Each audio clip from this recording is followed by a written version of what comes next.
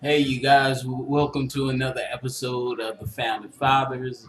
As always, I'm your host, Eric, and I know I've been gone for a minute, but I don't know if you guys seen my last video, but I was explaining my computer was down, so I couldn't really do anything.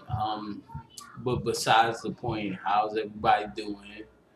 Hope everybody's out doing okay and making it happen. As you see in the background, I got my daughter as always. Um, my son's in the room playing the games and stuff like that. I'm not sure where we left off, but I'm thinking it was on I guess my personal growth as far as how I made it out, and the complications that I was going through, the red flags and stuff like that. As the red flags give you hints to move on, but of course, we kind of ignore those hints until it gets so bad that we have no choice but to take heed to what's going on. Uh, uh, I had my class today, my DB class, so we touched on the topic of as far as uh, I forget offhand, but it was basically on the topic why do we kind of continue the cycle, and one of the main reasons is we don't look at the red flags. We choose to ignore those red flags. I mean, we see them, but we choose to ignore them. Then out of fear. Fear is a big part of why we don't take the initiative to leave or take the initiative to do anything. Period in life, just to move forward because of that fear. The fear of I gotta be alone again. I don't know what's gonna happen. This is all I know. We make so many excuses for why we can't leave, but not enough reasons for why we should leave. And my big thing, I guess, was first and foremost leaving my kids, and then second of all, you know, just being alone, man. Don't nobody want to be alone. And I mean, there's several other things that we go through that we kind of we choose to ignore and stuff like that. But at the end of the day, we gotta be happy, man. If we can't look in the mirror and say, "Look, I love me, and I'm happy with me, and I'm happy with my life," it's time to make a change. And somebody once told me, or I read somewhere that change is hard, but then again, when you look at it, change is very easy because every day we change it. I mean, every second of the day we change it.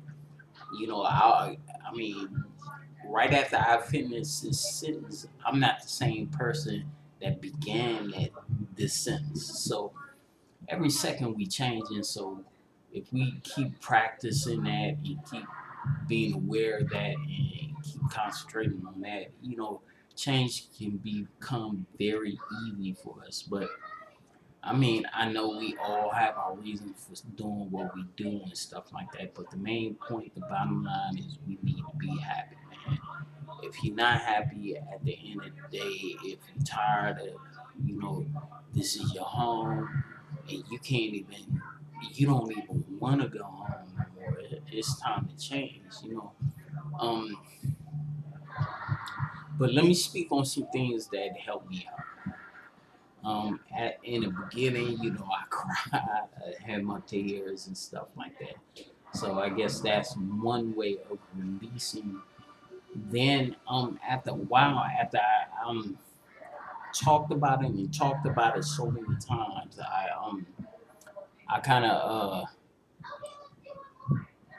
kind of stopped talking about it, and I think that's one of the main things that that sorry you guys. That's I think that's one of the main things. When we stop talking about it, we stop putting it on everybody else, and we start dealing with it ourselves and dealing with it internally, and we can start trying, making those changes that we need to change.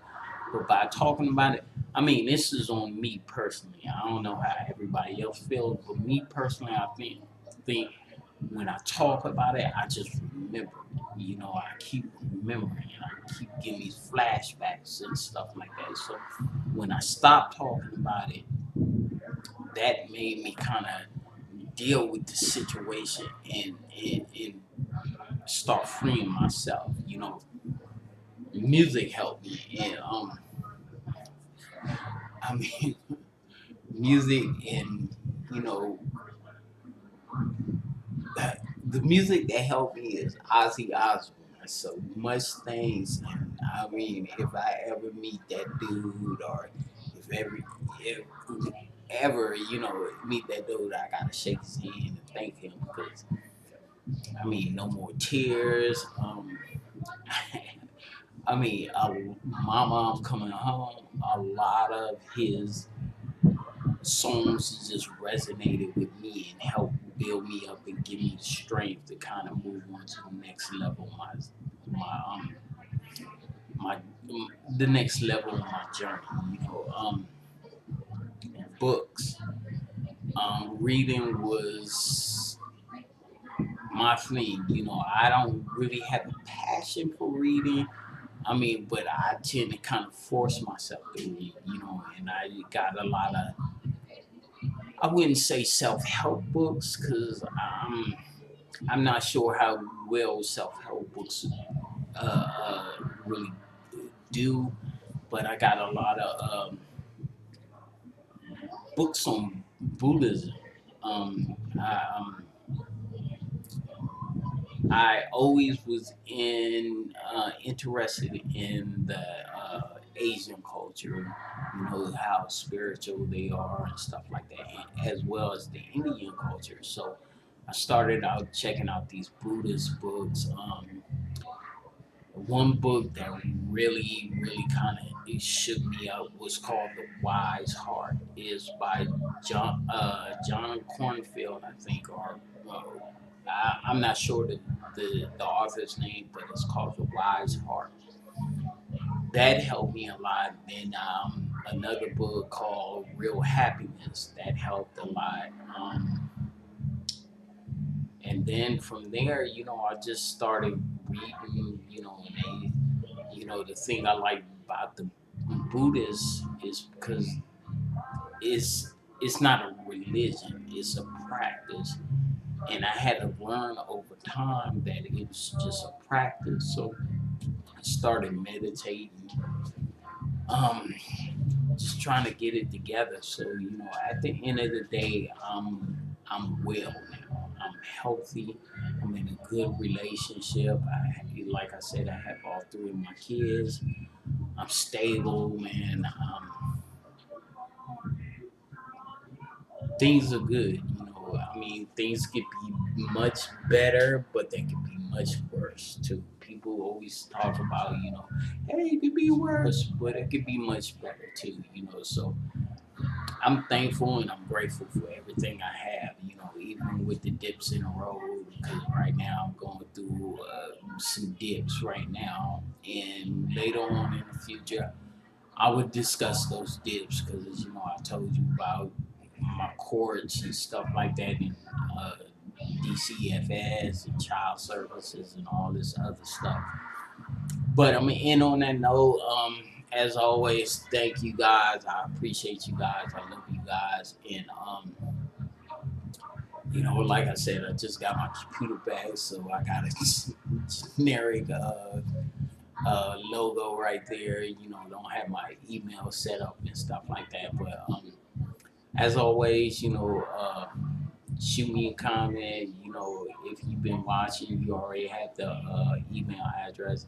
If not, it's Sherrod Black. Uh,